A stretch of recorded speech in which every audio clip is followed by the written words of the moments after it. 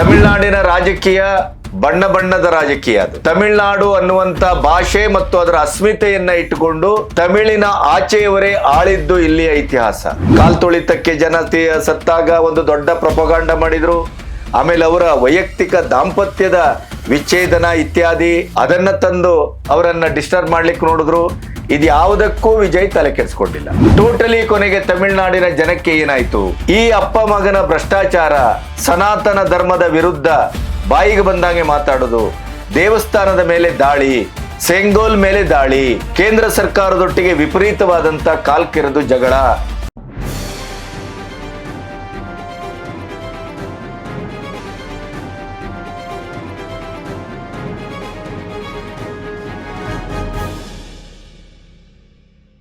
ನಮಸ್ತೆ, B Ganapati news ಚಾನೆಲ್ಗೆ ಸ್ವಾಗತ. ತಮಿಳುನಾಡಿನ ಒಟ್ಟು ರಾಜಕೀಯದ ಅಖಾಡ ಪೂರ್ಣವಾಗಿ ಬದಲಾಗಿದೆ.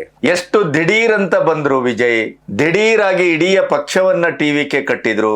ಜನಸ್ತೋಮ ಕಂಡು ಕೇಳರಿಯದ ರೀತಿಯಲ್ಲಿ ಅವರ ಭಾಷಣಕ್ಕೆ ಸ್ಪಂದಿಸಿತು. ಆದರೆ ಯಾವುದೇ ರೀತಿಯ ಒಂದು ರಾಜಕೀಯ ತಜ್ಞತೆ ಇದ್ದವರ ಲೆಕ್ಕಾಚಾರದಲ್ಲಿ ಟಿವಿಕೆ ಕೊನೆಯ ಹಂತದಲ್ಲಿತ್ತು. ಟಿವಿಕೆ ಒಂದು ನಿರ್ಣಾಯಕ ಪಾತ್ರವನ್ನ ವಹಿಸ್ತದೆ ಅಂತ ನಮ್ಮ ಚಾನೆಲ್ ಅಂತೂ ನಾವು ನಿರಂತರವಾಗಿ ಹೇಳ್ತಾ ಬಂದಿದ್ದೆವು. ಇನ್ನೊಂದು ಬಂಗಾಲದ ಮಟ್ಟಿಗೆ ಪ್ರಥಮ ಮತ್ತು ದ್ವಿತೀಯ ಹಂತದ ಚುನಾವಣೆ ಆದ ಮೇಲೆ ನಾವು ಯಾವುದೇ ವಿಡಿಯೋ ಮಾಡಿದ್ದಾಗ್ಲೂ ಕೂಡ ಅದರ ತಮ್ಮನೇಲಲ್ಲಿ ನೀವು ನೋಡಬಹುದು, ಬಿಜೆಪಿ ಬಂಗಾಲವನ್ನ ಗೆದ್ದಿದ್ದು ಹೇಗೆ. ಇದೇ ರೀತಿಯಲ್ಲೇ ನಾವು ನಮ್ಮ ಒಂದು ಪ್ರೆಡಿಕ್ಷನ್ ಅನ್ನ, ತರ್ಕವನ್ನ ಮಂಡಿಸ್ತಾ ಬಂದೆವು. ಅದಿವತ್ತು ಶುದ್ಧ ಸತ್ಯವಾಗಿದೆ. ತಮಿಳುನಾಡಿನ ರಾಜಕೀಯದಲ್ಲಿ ರಜನಿಕಾಂತ್ಗಾಗದೇ ಇದ್ದದ್ದು, ಕಮಲ್ ಹಾಸನ್ ಅಂತವ್ರಿಗಾಗದೇ ಇದ್ದದ್ದು, ವಿಜಯ್ನಂಥ 50-51 ಹರೆಯದ ಯುವಕನಿಗೆ ಅದು ಸಾಧ್ಯವಾದದ್ದು. ಕೆಲವರು ಮ್ಯಾಜಿಕ್ ಅಂತಾರೆ, ಆದರೆ ನನಗೆ ಮ್ಯಾಜಿಕ್ ಅನ್ನುವ ಶಬ್ದಕ್ಕಿಂತ ಆ ಸಂದರ್ಭ, ಅಲ್ಲಿಯ ಗ್ರೌಂಡ್ ರಿಯಾಲಿಟಿ ಮತ್ತು DMKಯ ಒಟ್ಟು ಆಡಳಿತಾತ್ಮಕವಾದಂಥ ಅವ್ಯವಹಾರ, ಭ್ರಷ್ಟಾಚಾರ, ಸನಾತನ ಧರ್ಮದ ವಿರುದ್ಧ, ಸೆಂಗೋಲ್ ವಿರುದ್ಧ, ಆಮೇಲೆ ಹಣ ಮತ್ತು ತೋಳುಬಲ, ಅಪ್ಪ ಮತ್ತು ಮಗ ಸೇರಿ ಇಡೀ ತಮಿಳುನಾಡಿನ ಜನರ ವಿಶ್ವಾಸವನ್ನ ಟೇಕನ್ ಫಾರ್ ಗ್ರಾಂಟೆಡ್ ಮಾಡಿದ್ರು. ನಾವ್ ಏನ್ ಮಾಡಿದ್ರು ದಕ್ಕಿಸ್ಕೊಳ್ತೇವೆ. ನಿರಂತರವಾಗಿ ಇಲ್ಲಿ ಸಿದ್ದರಾಮಯ್ಯನವರು ಕರ್ನಾಟಕದಲ್ಲಿ ಮಾಡಿದ ಹಾಗೇನೆ ಅಲ್ಲಿ ಸ್ಟಾಲಿನ್ ಹೆಸರಿಗೆ ತಕ್ಕಾಗಿ ದರ್ಪ, ದುರಹಂಕಾರ, ಹಿಟ್ಲರ್ಗಿರಿಯನ್ನೇ ಮಾಡಿದ್ದು ಅಂತ. ಕೇಂದ್ರ ಸರ್ಕಾರದೊಟ್ಟಿಗೆ ಒಂದು ನಯ ನಾಜೂಕಿನ ಯಾವುದೇ ವ್ಯವಹಾರವನ್ನು ಮಾಡಿಲ್ಲ. ಆನೆ ನಡೆದದ್ದೇ ದಾರಿ. ಇಡೀ ತಮಿಳುನಾಡಿನ ರಾಜಕೀಯ ನಮ್ಮ ಕಬ್ಜದಲ್ಲಿದೆ, ಯಾರೂ ನಮ್ಮನ್ನು ಏನೂ ಕಿತ್ಕೊಳ್ಳಿಕ್ಕಾಗುವುದಿಲ್ಲ ಅನ್ನುವ ರೀತಿಯಲ್ಲಿ ಒಂದು ರೀತಿಯ ರಾಜಕೀಯದ ಅವಸಾನದ ಸೂಚನೆಯನ್ನ ನೀಡುವ ರೀತಿಯಲ್ಲೇ ತಮ್ಮ ಆಡಳಿತವನ್ನ ಮಾಡಿದ್ರು. ಅದರ ಇಡೀಯದಾದಂತಹ ಒಂದು ಲಾಭವನ್ನ ಬಿಜೆಪಿಯಿಂದ ಪಡ್ಕೊಳ್ಳಿಕ್ಕಾಗಿಲ್ಲ, AIDMKಯಿಂದಲೂ ಪಡ್ಕೊಳ್ಳಿಕ್ಕಾಗಿಲ್ಲ. ದಿಢೀರಾದಂಥ ಎಂಟ್ರಿಯ ಮೂಲಕ ವಿಜಯ್ ದಳಪತಿ ನಮ್ಮೆಲ್ಲರಿಗೂ ವಿಸ್ಮಯಕಾರಕವಾಗಿ ಇವತ್ತು 106, 108, 106, 108, ಕೊನೆಗೂ ಬಹುಶಃ 106 ಅಥವಾ 108ಕ್ಕೆ ನಿಲ್ಲಬಹುದು. 118 ಮ್ಯಾಜಿಕ್ ನಂಬರ್. ಆದರೆ ವಿಜಯನ ಮುಂದೆ ಬಹಳ ದೊಡ್ಡ ಸವಾಲಿದೆ. ಸರ್ಕಾರವನ್ನ ರಚಿಸುವುದರಿಂದ ಹಿಡಿದು ಸರ್ಕಾರವನ್ನ ಹೇಗೆ ಜನಸ್ಪಂದಿಯಾಗಿ ಜನರ ಪ್ರೀತಿಯನ್ನ ಗೆಲ್ಲುವ ರೀತಿಯಲ್ಲಿ ನಿರ್ವಹಿಸಬೇಕು ಅನ್ನುವಂಥ ಆ ಕಟ್ಟಕಡೆಯ ನಿಲುವಿನವರೆಗೂ ಅವರ ಸವಾಲು ಜೀವಂತವಾಗಿದೆ. ತಮಿಳುನಾಡಿನ ರಾಜಕೀಯ ಬಣ್ಣ ಬಣ್ಣದ ರಾಜಕೀಯ. ಅದು ತಮಿಳುನಾಡು ಅನ್ನುವಂಥ ಭಾಷೆ ಮತ್ತು ಅದರ ಅಸ್ಮಿತೆಯನ್ನ ಇಟ್ಟುಕೊಂಡು ತಮಿಳಿನ ಆಚೆಯವರೇ ಆಳಿದ್ದು ಇಲ್ಲಿಯ ಇತಿಹಾಸ. ಅದು MGR ಇರಬಹುದು, ಅವರು ಮಲಯಾಳಮು, ನಮ್ಮ ಜಯಲಲಿತಾ ಕನ್ನಡ, ಇನ್ನು ವಿಜಯ್ ತೆಲುಗು ಮೂಲ.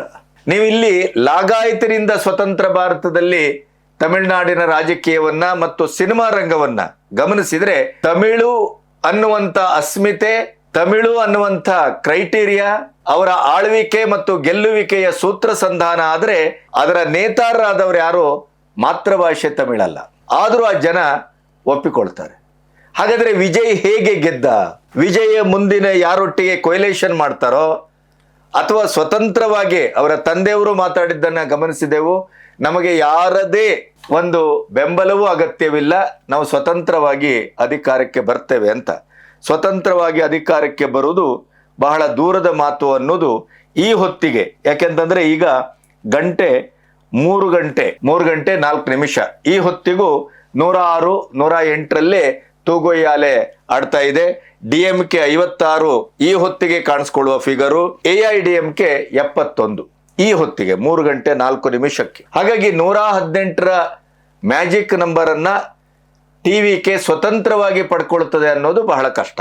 ಅದಕ್ಕಾಗಿ ನಾವು ಹಿಂದಿನ ವಿಡಿಯೋದಲ್ಲಿ ಹೇಳಿದ್ದು, ತಮಿಳುನಾಡಲ್ಲಿ ಕಮಲ ಕಿಲಕಿಲ ಅಂತ ಅನ್ಲಿಕ್ಕಿಲ್ಲ, ಅದಿನ್ನೂ 5-10 ವರ್ಷ ಬೇಕಾಗಬಹುದು.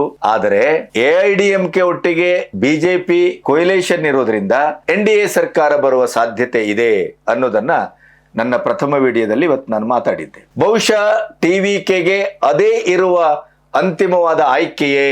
ಈ ಎಲ್ಲ ಪ್ರಶ್ನೆಗಳಿಗೆ ನಿಮ್ಮೊಟ್ಟಿಗೆ ಹಂಚ್ಕೋಬೇಕು, ಚರ್ಚಿಸಬೇಕು. ಇಲ್ಲಿಯವರೆಗೆ ನನ್ನ ಚಾನೆಲ್ ಅನ್ನ ಸಬ್ಸ್ಕ್ರೈಬ್ ಮಾಡದೇ ಇದ್ರೆ ಸಬ್ಸ್ಕ್ರೈಬ್ ಮಾಡಿ, ಸ್ವತಂತ್ರ ಪತ್ರಿಕೋದ್ಯಮಕ್ಕೆ ಬೆಂಗಾವಲಾಗಿ. ಮೊದಲನೆಯ ಪ್ರಶ್ನೆ, ಹಾಗಾದರೆ ವಿಜಯ್ಗೆ ಇದು ಇಷ್ಟು ಸುಲಭದಲ್ಲಿ ಇಂಥ ಒಂದು ಚರಿತ್ರಾರ್ಹವಾದಂತ ಅದ್ಭುತವಾದಂತ ಸ್ವೀಪ್ ಅನ್ನುವ ರೀತಿಯಲ್ಲಿ ಪ್ರಥಮ ಹೆಜ್ಜೆಯಲ್ಲೇ ತಮಿಳುನಾಡಲ್ಲಿ ಈ ವಿಜಯ ದಕ್ಕಿದ್ದು ಹೇಗೆ? ಬಹುಶಃ ನನಗನ್ನಿಸ್ತದೆ, ಕಾಲ್ತೊಳಿತಕ್ಕೆ ಜನ ಸತ್ತಾಗ ಒಂದು ದೊಡ್ಡ ಪ್ರೊಪಗಾಂಡ ಮಾಡಿದ್ರು, ಆಮೇಲೆ ಅವರ ವೈಯಕ್ತಿಕ ದಾಂಪತ್ಯದ ವಿಚ್ಛೇದನ ಇತ್ಯಾದಿ ಅದನ್ನ ತಂದು ಅವರನ್ನ ಡಿಸ್ಟರ್ಬ್ ಮಾಡ್ಲಿಕ್ಕೆ ನೋಡಿದ್ರು. ಇದು ಯಾವುದಕ್ಕೂ ವಿಜಯ್ ತಲೆ ಕೆಡಿಸ್ಕೊಂಡಿಲ್ಲ. ಮತದಾನ ಆದ ತಕ್ಷಣ ನಾವು ಒಂದು ಮಾತು ಹೇಳಿದ್ದೆ, ವಿಜಯ್ನ ಕಾಲ್ತೊಳಿತಕ್ಕೆ ಜನ ಬಲಿಯಾದಂತ ಆ ಕ್ಷೇತ್ರದಲ್ಲೇ ವಿಜಯ್ಗೆ ಹೆಚ್ಚು ಮತ ಮತ್ತು ಹೆಚ್ಚು ಸೀಟು ಬರುವ ಸಾಧ್ಯತೆ ಇದೆ. ಯಾಕೆಂದ್ರೆ ಅಲ್ಲಿ ಪ್ರತಿಯೊಬ್ಬರು ಕೂಡ ವಿಜಯ್ ವಿಜಯ್ ವಿಜಯ್ ಅಂತ, ಮುಖ್ಯವಾಗಿ ಹೆಣ್ಮಕ್ಳು ಅಲ್ಲಿ ಜಯಘೋಷ ಹಾಕ್ತಾ ಇದ್ರು ಅಂತ ಹೇಳಿದ್ದೆ ನಾನು. ಅದಿವತ್ತು ಸತ್ಯ ಆಗಿದೆ. ಇನ್ನು ವಿಜಯ್ ಗೆಲುವಿಗೆ ಕಾರಣ ಏನು ಅಂತಂದ್ರೆ, ಒಂದು DMKಯ ಆಡಳಿತಕ್ಕೆ ಜನ ರೋಸಿ ಹೋಗಿದ್ರು, ಬೇಸತ್ತಿ ಹೋಗಿದ್ರು. ಇನ್ನು AIADMKಯನ್ನ ಪರ್ಯಾಯವಾಗಿ ಕಂಡು ಪೆಟ್ಟು ತಿಂದದ್ದು ಅವರಿಗೆ ಇನ್ನೂ ನೆನಪು ಮಾಸಿಲ್ಲ. ಹಾಗಾಗಿ AIADMKಯನ್ನು ಕೂಡ ಪೂರ್ಣವಾಗಿ ನಂಬುವ ಸ್ಥಿತಿಯಲ್ಲಿ ಇರಲಿಲ್ಲ. ಇನ್ನು ಅಣ್ಣಾಮಲೈ ನೇರವಾಗಿ ಬಿಜೆಪಿಯಿಂದ ಸ್ಪರ್ಧಿಸಿದ್ರೆ ಅಣ್ಣಾಮಲೈ ಇಡಿಯದಾಗಿ ಸರ್ಕಾರ ರಚಿಸುವಷ್ಟು ಅವರು ಸಾಮರ್ಥ್ಯವನ್ನ ತಮಿಳುನಾಡಲ್ಲಿ ಬಿಜೆಪಿಯ ಮೂಲಕ ತರುವುದು ಬಹಳ ಅಸಾಧ್ಯ. ಆದರೆ AIADMKಯ ಮರ್ಜಿಗೆ ಎಲ್ಲೋ ಬಿಜೆಪಿ ಹೊಂದಾಣಿಕೆ ಮಾಡ್ಕೊಳ್ಳಿಕ್ಕೆ ಹೋಗಿ ಅಣ್ಣಾಮಲೈ ಅನ್ನೋ ಅಂತ ಒಬ್ಬ ಏಬಲ್ ಲೀಡರ್ ಅನ್ನ ಬದಿಗೆ ಸರಿಸಿ ಅವರನ್ನ ಸ್ಪರ್ಧೆಗೆ ತರದೇನೆ ಬಿಜೆಪಿ ತನ್ನ ರಾಜಕೀಯದ ದಾಳವನ್ನ ಬಳಸಿದೆ. ಅದರ ಆಂತರ್ಯ ಏನು ಅನ್ನೋದು ಇನ್ನಷ್ಟೇ ಬರಬೇಕಾಗಿದೆ. ಟೋಟಲಿ ಕೊನೆಗೆ ತಮಿಳುನಾಡಿನ ಜನಕ್ಕೆ ಏನಾಯ್ತು? ಈ ಅಪ್ಪ ಮಗನ ಭ್ರಷ್ಟಾಚಾರ, ಸನಾತನ ಧರ್ಮದ ವಿರುದ್ಧ ಬಾಯಿಗೆ ಬಂದಂಗೆ ಮಾತಾಡೋದು, ದೇವಸ್ಥಾನದ ಮೇಲೆ ದಾಳಿ, ಸೆಂಗೋಲ್ ಮೇಲೆ ದಾಳಿ, ಕೇಂದ್ರ ಸರ್ಕಾರದೊಟ್ಟಿಗೆ ವಿಪರೀತವಾದಂತ ಕಾಲ್ಕೆರೆದು ಜಗಳ, ಭ್ರಷ್ಟಾಚಾರ ಮೇರೆ ಮೀರಿ ನರ್ತಿಸ್ತಾ ಇದೆ, ಅಭಿವೃದ್ಧಿ 0. ಹಾಗೇಳಿ ಇನ್ನು ಮಾತಾಡಿ ಅದಕ್ಕೇನಾದ್ರು ಸ್ಪರ್ಧಿಸ್ಲಿಕ್ಕೆ ಅಥವಾ ಪ್ರತಿ ಮಾತಾಡ್ಲಿಕ್ಕೆ ಹೋದ್ರೆ ತೋಳುಬಲ, ಗೂಂಡಾಗಿರಿ, ಹೆಚ್ಚು ಕಮ್ಮಿ ಬಂಗಾಲದ ಒಂದು ಸಣ್ಣ ಪ್ರಯೋಗ ಶಾಲೆ ತರ ತಮಿಳುನಾಡು ತನ್ನ ವರ್ತನೆಯಲ್ಲಿ DMK ಮೂಲಕ ಕಾಣಿಸ್ಕೊಳ್ತಾ ಇರುವಂಥದ್ದು. ಜನ ರೋಸಿ ಹೋಗಿದ್ರು, ಜನರಿಗೆ ಪರ್ಯಾಯ ಬೇಕಿತ್ತು. ಜನಕ್ಕೆ ಪರ್ಯಾಯ ಅಂತ ಯೋಚನೆ ಬಂದಾಗ ಒಂದು ಹೊಸ ಉಮೇದುವಾರಿಕೆ, ಹೊಸ ಆಲೋಚನೆ, ಕನಸು. ಯಾಕೆಂದ್ರೆ ಈಗ ವಿಜಯ್ ಅಂತ ಬಂದಾಗ ದ್ರವಿಡಿಯನ್ ಐಡಿಯಾಲಜಿನೇ ಅಂತ ಕೇಳಿದಾಗ ಅಲ್ಲ, ವಿಜಯ್ ಹಿಂದೆ ಅವನ ಹಿಂದೆ ಹೆಸರಿನಿಂದ ಒಂದು ಜೋಸೆಫ್ ಬೇರೆ ಇದೆ. ಹಾಗಾದ್ರೆ ಹೂ ಇಸ್ ವಿಜಯ್ ಜನಕ್ಕೆ ಗೊತ್ತಿಲ್ಲ. ಜನಕ್ಕೆ ಅವರ ಸಿನಿಮಾ ಗೊತ್ತು, ಅವರ ಪ್ರೀತಿ ತುಂಬಿದ ನಡವಳಿಕೆ ಗೊತ್ತು, ಪ್ರತಿ ಮನೆಗೂ ತನ್ನ ಮಗನ ಹಾಗೆ ಅವರು ಪ್ರೀತಿಸುವಂತ ದಳಪತಿ ಗೊತ್ತು. ಹಾಗಾಗಿ DMKಯ ಈ ಭ್ರಷ್ಟಾಚಾರ ಮತ್ತು ಜನವಿರೋಧಿ ಆಡಳಿತಕ್ಕೆ ರೋಸಿ ಹೋದಂತ ಜನ ಪರ್ಯಾಯವಾಗಿ ಕೊನೆಗೂ ಕಂಡುಕೊಂಡದ್ದು ವಿಜಯ್ ಅನ್ನುವಂತ ಒಬ್ಬ ನಟನನ್ನ ಮತ್ತು ವಿಜಯನ ಇಡೀ ಲವಲವಿಕೆಯನ್ನ, ಯೂತ್ನೆಸ್ ಅನ್ನ ಮತ್ತು ಯಾವುದೇ ರೀತಿಯ ಸಾಂಪ್ರದಾಯಿಕವಾದಂತ ಐಡಿಯಾಲಜಿಯ ಚೌಕಟ್ಟಿಲ್ಲದೇನೆ ಮೈದಾನದಲ್ಲಿ ನಿಂತು ನಾನು ನಿಮಗೆ ಭ್ರಷ್ಟಾಚಾರ ರಹಿತವಾದ ಆಳ್ವಿಕೆ ಕೊಡ್ತೇನೆ, ಜನಪರವಾದ ಆಳ್ವಿಕೆ ಕೊಡ್ತೇನೆ, ತಮಿಳುನಾಡಿನ ಅಸ್ಮಿತೆಯನ್ನು ಉಳಿಸ್ತೇನೆ ಮತ್ತು ನಿಮ್ಮ ಕನಸನ್ನ ಸಂಪೂರ್ಣವಾಗಿ ನಾನು ನನಸಾಗಿಸುವ ದಿಕ್ಕಿನಲ್ಲಿ 24/7 ನಿಮ್ಮೊಟ್ಟಿಗೆ ನಿಲ್ತೇನೆ ಅನ್ನುವಂಥ ಅವರ ಮಾತು, ಆಶ್ವಾಸನೆ ಪ್ರಾಯಶಃ ತಮಿಳಿಗರ ಹೃದಯವನ್ನ ಗೆದ್ದಿದೆ. No other alternative. ಬೇರೆ ಅವರಿಗೆ ಪರ್ಯಾಯವೇ ಇರಲಿಲ್ಲ. DMKಗೆ ಪರ್ಯಾಯವಾಗಿ ಕಂಡುಕೊಂಡದ್ದು AIADMK ಅಲ್ಲ, ಇವತ್ತು 71 ಸೀಟ್ ಬಂದರೂ ಕೂಡ ಪೂರ್ಣ ಆಳ್ವಿಕೆಗೆ ಬರಲಿಕ್ಕೆ ಸಾಧ್ಯವಾಗಲಿಲ್ಲ. ಅದೇ ನೀವು TVK ವಿಜಯ್ ಪ್ರಥಮವಾಗಿ ಸ್ಪರ್ಧಿಸಿದ್ದು, ಅಂತ ದೊಡ್ಡ ಹಿನ್ನೆಲೆ ಇಲ್ಲ, ರಾಜಕೀಯ ಹಿನ್ನೆಲೆ 0, ವ್ಯವಸ್ಥಿತವಾದಂತ ರಾಜಕೀಯದ ಒಂದು ವೋಟ್ ಬ್ಯಾಂಕ್ ಅಂತ ಆ ಗೆಲುವಿನ ಕೆಲವು ಅಖಾಡ ಸೂತ್ರ, ಹಗಲೊಂದು ರಾತ್ರಿ ಒಂದು, ಈ ತರದ್ದೆಲ್ಲ ಪೊಲಿಟಿಕಲ್ ಒಂದು ಗೇಮ್ ಇದೆಯಲ್ಲ, ಅದರ ಆಚೆ ನಿಂತವರು ವಿಜಯ್. ಅವರಿಗೂ ಅದರ ಬಗ್ಗೆ ಅಷ್ಟು ಜ್ಞಾನ ಇರಲಿಲ್ಲ. ಹಾಗಾಗಿನೇ ರಾಜಕೀಯ ಚಿಂತಕರು ತರ್ಕಿಸಿದ್ದು ವಿಜಯ್ ನಿರ್ಣಾಯಕ ಆಗೋದಿಲ್ಲ.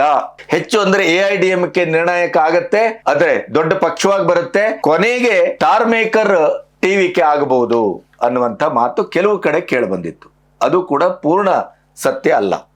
ಹಾಗಾದ್ರೆ ಈಗ ವಿಜಯ್ ಏನ್ ಮಾಡಬಹುದು? 106, 108ಕ್ಕೆ ನಿಲ್ತದೆ ಅಂತ ಇಟ್ಕೊಳ್ಳೋಣ. ಮತ್ತೆ 10 ಸೀಟು ಖಾಲಿ ಆಗುತ್ತೆ. ಅಲ್ಲಿ ಕಾಂಗ್ರೆಸ್ಗೆ ಇರುವಂತದ್ದು 5 ರಿಂದ 6 ಸೀಟು ಬರಬಹುದು. ಅವ್ರು ಈಗಾಗ್ಲೇನೆ ರೆಡಿ ಆಗ್ಬಿಟ್ಟಿದ್ದಾರೆ, ನಾವು ನಿಮ್ಮೊಟ್ಟಿಗೆ ಇದ್ದೇವೆ ಅಂತ. ಯಾಕಂತಂದ್ರೆ ಈಗಾಗ್ಲೇನೆ ರಾಹುಲ್ ಗಾಂಧಿ ಅವರ ಸೋಲಿನ ಅಬ್ಬರ ಯಾವ ಲೆವೆಲ್ಗಿದೆ ಅಂದ್ರೆ, ಸೋಲಿನ ಶತಕಕ್ಕೆ 1 ಮಾತ್ರ ಬಾಕಿ, 99. ಸೊ ಹಾಗಾಗಿ ತಮಿಳುನಾಡಲ್ಲಿ ಒಂದು ಸೇರ್ಕೊಂಡ್ಬಿಡೋಣ ಅನ್ನುವಂತ ಆಲೋಚನೆ ಇದೆ. ಆದರೆ TVK ವಿಜಯ್ ಅವರ ಒಟ್ಟು ಇಲ್ಲಿವರೆಗಿನ ನಡವಳಿಕೆ, ಮಾತು ಮತ್ತೆ ಅವರ ಒಂದು ಸ್ಟ್ರಾಟಜಿ ಇವೆಲ್ಲವನ್ನ ನೋಡಿದ್ರೆ ಅವರು DMK ಮತ್ತು ಕಾಂಗ್ರೆಸ್ಸಿನೊಟ್ಟಿಗೆ ಬಹುಶಃ ಹೊಂದಾಣಿಕೆ ಮಾಡ್ಕೊಳ್ಳೋದು ಬಹಳ ಕಷ್ಟ ಅಂತ ಅನಿಸ್ತದೆ. ಇನ್ನೊಂದು, ರಾಜಕೀಯದಲ್ಲಿ ಯಾವಾಗಲೂ ಈಗ ನೀವು ನೋಡ್ಬೋದು, BJP ಈ ಬಾರಿ ಅಲ್ಲ, ಹಿಂದಿನ ಬಾರಿ ತನ್ನ ಸ್ವತಂತ್ರವಾದಂತ ಸಂಖ್ಯಾಬಲವನ್ನು ಹೊಂದಿದ್ರೂ ಕೂಡ NDA ಅನ್ನುವಂಥ ಮಿತ್ರ ಪಕ್ಷದ ಕೂಟವನ್ನು ಅವರು ಇವತ್ತಿನವರೆಗೂ ಬಿಟ್ಟಿಲ್ಲ, ಅಟಲ್ ಬಿಹಾರಿ ವಾಜಪೇಯಿ ಅವರ ಕಾಲದಿಂದ ಇವತ್ತಿನವರೆಗೂ. ಯಾಕೆಂತಂದ್ರೆ ಒಂದು ಸುಭದ್ರ ಸರ್ಕಾರ ಅಂತ ಬೇಕು ಅಂತಾದಾಗ ನಿಮಗೆ ಸಂಖ್ಯೆಯ ಬಲ ಜಾಸ್ತಿ ಇರಬೇಕು. ಈಗ 118 ಎಲ್ಲೋ ಇಂದ ಇವರು 5 ತಗೊಂಡ್ರೆ 108, 13 ಆಯ್ತು. ಮತ್ತೆ ಬಹುಶಃ AIDMK ಇಲ್ಲಿ ಕೆಲವು ಸಣ್ಣ ಸಣ್ಣ ಪಕ್ಷಗಳು ಸೇರ್ಕೊಂಡಿದ್ದಾವೆ. ಈಗ ಅಧಿಕಾರ ಅಂತ ಬಂದ ತಕ್ಷಣ ಹಣ, ಅಧಿಕಾರ ಇತ್ಯಾದಿ ಇತ್ಯಾದಿ ಎಲ್ಲವೂ ಕೌಂಟ್ ಆಗುತ್ತೆ. ಆವಾಗ ಅವರೆಲ್ಲರೂ ಏನು, ನಾವು TVK ಅವರೊಟ್ಟಿಗೆ ಬಂದ್ಬಿಡ್ತೇವೆ ಅಂತ ಹೇಳಿ ಅಲ್ಲಿಂದ ಒಂದು 4-5, ಇಲ್ಲಿಂದ ಒಂದು 4-5 ತೆಗೆದುಕೊಂಡು ಒಂದು 120, 21ಕ್ಕೋ ಮಾಡಿಕೊಂಡು ಸರ್ಕಾರ ಮಾಡಬಹುದು. ಆದರೆ ಸರ್ಕಾರ ಯಾವತ್ತೂ ತೂಗುಕತ್ತಿಯ ಅಡಿಯಲ್ಲೇ ಇರುತ್ತೆ, ಯಾವತ್ತೂ ಸುಭದ್ರ ಸರ್ಕಾರ ಆಗ್ಲಿಕ್ಕೆ ಸಾಧ್ಯ ಇಲ್ಲ. ಆಮೇಲೆ ಇನ್ನೊಂದು, ತಮಿಳುನಾಡಿನ ಬಹಳ ದೊಡ್ಡ ದೌರ್ಬಲ್ಯ ಆದದ್ದೇನು, ಕೇಂದ್ರ ಸರ್ಕಾರದೊಟ್ಟಿಗೆ ನಿರಂತರವಾದ ವೈಮನಸ್ಸು, ಜಗಳ. ಅದರಿಂದಲೇ ತಮಿಳುನಾಡಿಗೆ ತುಂಬಾ ಅನ್ಯಾಯ ಆಗಿದೆ DMK ಇಂದ. ಈಗ ಇದೇ ವಿಜಯ್ ತನ್ನ ಪ್ರಥಮ ಆಡಳಿತ, ಅನುಭವ ಇಲ್ಲ ರಾಜಕೀಯದಲ್ಲಿ, ಆಡಳಿತದಲ್ಲಿ ಬ್ಯೂರೋಕ್ರಸಿ ಯಾವ ರೀತಿ ಕುತ್ತಿಗೆ ಹಿಡಿತದೆ, ಯಾವ ರೀತಿ ಒಂದು ಪಕ್ಷವನ್ನ, ಆಡಳಿತವನ್ನ ಅದು ನೆಲಕಚ್ಚಿಸಬಹುದು ಅನ್ನುವಂಥ ಯಾವ ಆಲೋಚನೆಯೂ ಅವ್ರಿಗಿಲ್ಲ. ಹಾಗಾಗಿ ನಾನು ಹೇಳ್ತಾ ನನ್ನ ಅಂದಾಜು ಬಹುಶಃ ಒಂದು ಸುಭದ್ರ ಸರ್ಕಾರ ಮತ್ತು ತಮಿಳುನಾಡಿಗೆ ನಿಜವಾಗಿಯೂ ಜನಪರವಾದ ಸರ್ಕಾರ, ಜನಮನ ಮೆಚ್ಚುವ ಸರ್ಕಾರ, ಈ ರೀತಿಯನ್ನ ಕೊಡಬೇಕು ಅನ್ನುವ ಆಸೆಯಿಂದ ವಿಜಯ್ ಬಂದಿದ್ದಾರೆ ಅಂತ ಅಂದ್ಕೊಳ್ತೇನೆ. ಯಾಕೆಂದ್ರೆ ಅವರಿಗೆ ಭ್ರಷ್ಟಾಚಾರದ ಮೂಲಕ ರಾಜಕೀಯಕ್ಕೆ ಬಂದು ಹಣದ ತೈಲಿಯನ್ನೋ, ಹಣದ ಚೀಲವನ್ನೋ ಮನೆಯಲ್ಲಿ ಕೂಡಿಡಬೇಕು ಅನ್ನುವಂಥ ವಾಂಛೆಯಲ್ಲಿ ಅವರು ಬಂದಿದ್ದಾರೆ ಅಂತ ನಾನು ಅಂದ್ಕೊಳ್ಳೋದಿಲ್ಲ. ಯಾಕೆಂತಂದ್ರೆ ಅವರಿಗೆ ಆ ವಿಷಯದಲ್ಲಿ ಬೇಕಾದಷ್ಟು ಅವರು ಶ್ರೀಮಂತರು. ಜನಪ್ರಿಯವಾದಂಥ ಟ್ರೆಂಡ್ ಅನ್ನ ಮುಂದುವರಿಸಬಹುದಾದ ಎಲ್ಲ ಸಾಧ್ಯತೆ ಇದ್ದಾಗಲೂ ರಾಜಕೀಯಕ್ಕೆ ಬಂದಾಗ ಒಂದು ಬಾಕಿ ಉಳಿದ ಸಿನಿಮಾವನ್ನ ಮಾಡಿದ್ರೆ ಹೊರತು ಅವರು ಮತ್ತೆ ಸಿನಿಮಾವನ್ನ ಒಪ್ಪಿಕೊಳ್ಳಿಲ್ಲ. ಸಿನಿಮಾ ರಂಗದಿಂದ ಆ ಭಾಗಶಃ ಅವರು ಹಿಂದೆ ಸರಿದಿದ್ದಾರೆ. ಹಾಗಾಗಿ ಅವರಿಗೆ ಹಣದ ಅವಶ್ಯಕತೆ ಇದೆ ಅಂತ ನಾನು ಭಾವಿಸುವುದಿಲ್ಲ. ಆದ್ರಿಂದ ಒಂದು ಜನಪ್ರಿಯ ಸರ್ಕಾರವನ್ನು ಕೊಡಬೇಕು, ಚರಿತ್ರಾರ್ಹವಾದಂಥ ಸರ್ಕಾರ ಕೊಡಬೇಕು. MGR, ಜಯಲಲಿತಾ ಎಂಥ ಒಂದು ಇತಿಹಾಸ ರಚನೆ ಮಾಡಿ ಹೋಗಿದ್ದಾರೋ ಸಿನಿಮಾ ಮೂಲಕ ಬಂದಂಥ ರಾಜಕೀಯ ನಾಯಕರು, ಅಥವಾ ಆಂಧ್ರದಲ್ಲಿ NT ರಾಮರಾವ್ ಇವತ್ತಿಗೂ ನಾವು ನೆನಪಿಡುವಂಥ ಕೆಲವು ಕೆಲಸಗಳನ್ನು ಮಾಡೋಗಿದ್ದಾರೋ, ಅದೇ ರೀತಿಯಲ್ಲಿ ತಾನೂ ಚರಿತ್ರಾರ್ಹವಾಗಿ ಒಂದು ಒಳ್ಳೆಯ ಆಡಳಿತ ಕೊಡಬೇಕು ಅಂತ ಕನಸು ಕಟ್ಟಿ ಬಂದಂಥ ಹುಡುಗ. ಹಾಗಾಗಿ AIDMK ಒಟ್ಟಿಗೆ ಅವರ ಬಹುಶಃ ಹೊಂದಾಣಿಕೆ ಆಗಬಹುದು.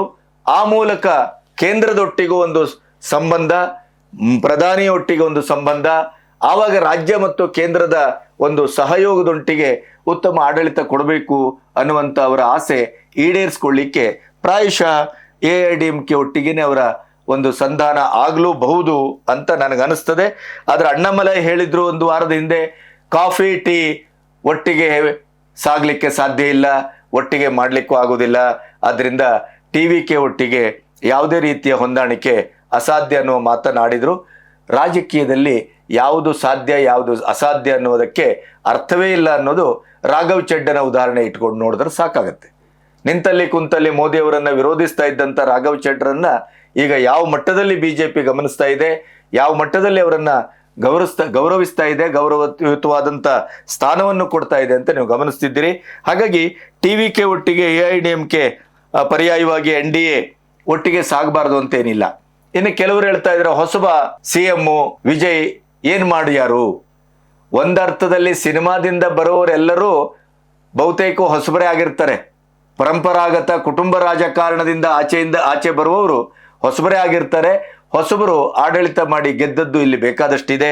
ನಿಮಗೆ ಅಸ್ಸಾಂನಲ್ಲಿ ಗಣ ಪರಿಷತ್ತು ಸ್ಟೂಡೆಂಟ್ ಯೂನಿಯನ್ ಪ್ರಫುಲ್ ಕುಮಾರ್ ಮಹಂತ 85 ಮತ್ತು 96, ಅವಾಗ 85ರಲ್ಲಂತೂ ಸ್ಟೂಡೆಂಟ್ ಯೂನಿಯನ್ ಮೂಲಕ ಪ್ರಫುಲ್ ಕುಮಾರ್ ಮಹಂತ ಬಂದದ್ದು ಭಾರತೀಯ ರಾಜಕೀಯದಲ್ಲಿ ಒಂದು ದೊಡ್ಡ ಸುನಾಮಿ. ಅವರು ಆಡಳಿತವನ್ನ ಮಾಡಿ ತೋರಿಸಿದ್ದಾರೆ. ಇಲ್ಲಿ ಬೇಕಾದಷ್ಟು ಅವರಿಗೆ ಒಂದು ಗೈಡೆನ್ಸು ಸಿಗತ್ತೆ, ಎಲ್ಲವೂ ಸಿಗತ್ತೆ. ಇದರ ಮಧ್ಯೆ ಇರುವಂತ ಕೊನೆಯ ಬಹಳ ದೊಡ್ಡ ಪ್ರಶ್ನೆ ಅಂದ್ರೆ ವಿಜಯ್ ಪಕ್ಷದ ಐಡಿಯಾಲಜಿ ಏನು. ತಮಿಳುನಾಡಲ್ಲಿ ದ್ರವಿಡ ಐಡಿಯಾಲಜಿ ಮತ್ತು ದ್ರವಿಡೇತರ ಐಡಿಯಾಲಜಿ ಎರಡೇ ಆಳಿತ್ತು. ಈಗ ಇವರು ದ್ರವಿಡ ಅಂತೂ ಅಲ್ಲ. ಇನ್ನು ಅದರ ಆಚೆ ಏನು, ಸನಾತನ ಧರ್ಮ ಅಂತ ಬಂದಾಗ, ಹಿಂದುತ್ವ ಅಂತ ಬಂದಾಗ, ಈ ರೀತಿಯ ಪ್ರಶ್ನೆಗಳು ಬಂದಾಗ ಏನು ಅನ್ನುವಂಥ ಪ್ರಶ್ನೆ ಅದು $1 ಮಿಲಿಯನ್ ಪ್ರಶ್ನೆಯಾಗಿ ಈ ಹೊತ್ತಿಗಂತೂ ಕಾಡ್ತಾ ಇದೆ. ಅದರ ಒಂದಂತೂ ಸತ್ಯ, DMKಯ ದುರಾಡಳಿತ ಮತ್ತು ಹಿಟ್ಲರ್ಗಿರಿ, ತೋಳುಬಲ, ಹಿಂದುತ್ವದ ಬಗ್ಗೆ, ಸನಾತನ ಧರ್ಮದ ಬಗ್ಗೆ ಕೆಟ್ಟದಾಗಿ ಮಾತಾಡ್ತಾ ನಾವೇ ಏನ್ ಬೇಕಾದ್ರೂ ಮಾಡ್ತೇವೆ, ಒಂದು ಪ್ರತ್ಯೇಕ ರಾಜ್ಯವನ್ನಷ್ಟೇ ಅಲ್ಲ ಪ್ರತ್ಯೇಕ ದೇಶವನ್ನೇ ಮಾಡಬೇಕು ಅನ್ನುವಂಥ ಈ ಆಲೋಚನೆಯಲ್ಲಿ ಮುಂಚೂಣಿಯಲ್ಲೆಲ್ಲ ನಿಂತವರು ಅವರು. ಹಾಗಾಗಿ ಒಕ್ಕೂಟ ವ್ಯವಸ್ಥೆಗೆ ತಿರುಗಿ ನಿಂತಂತ ಒಂದು ಭ್ರಷ್ಟ ವ್ಯವಸ್ಥೆ ತೊಲಗಿದೆ ಅನ್ನೋದು ಬಹಳ ಸುಖದ ನೆಮ್ಮದಿಯ ಸಂಗತಿ. ಹೊಸ ನೀರು ಬಂದಿದೆ, ಹೊಸ ಕನಸು ಕಟ್ಟಿದ ಹುಡುಗ ಅಧಿಕಾರಕ್ಕೆ ಬರ್ತಾ ಇದ್ದಾನೆ. ವಿಜಯ್ ಹೊಸ CM ಆಗೋದ್ರಲ್ಲಿ ಯಾವುದೇ ಸಂದೇಹ ಇಲ್ಲ. ಯಾವ ರೀತಿ ಆಡಳಿತ ಮತ್ತು ಕೇಂದ್ರದೊಟ್ಟಿಗೆ ರಾಜ್ಯ ಸಂಬಂಧವನ್ನ ಯಾವ ರೀತಿ ಉಳಿಸ್ಕೊಳ್ತಾರೆ, ಯಾರೊಟ್ಟಿಗೆ ಈಗ ಹೊಂದಾಣಿಕೆ ಮಾಡ್ಕೊಳ್ತಾರೆ, ಇವೆಲ್ಲವೂ ಈಗ ಪ್ರಶ್ನೆಯಾಗಿ ಉಳಿದಿದೆ. ಆ ಪ್ರಶ್ನೆಗೆ ಬಹುಶಃ ನಾಳೆ ಅಥವಾ ನಾಳೆ ಮಧ್ಯಾಹ್ನದ ಹೊತ್ತಿಗೆ ಒಂದು ಸ್ಪಷ್ಟ ಉತ್ತರ ದಕ್ತದೆ. ಅದರ ಒಂದಂತೂ ಸತ್ಯ, ತಮಿಳುನಾಡಿಗೆ ಒಂದು ಹೊಸ ರೀತಿಯ ಚರಿತ್ರೆಯ ಮೊದಲ ಹೆಜ್ಜೆಯಂತೂ ವಿಜಯ್ ಇಟ್ಟಿದ್ದಾರೆ. ಅವರಿಗೆ ಅಭಿನಂದನೆಗಳು ಹೇಳ್ತಾ ನನ್ನ ಮಾತನ್ನು ಮುಗಿಸ್ತೇನೆ. ನಮಸ್ತೆ.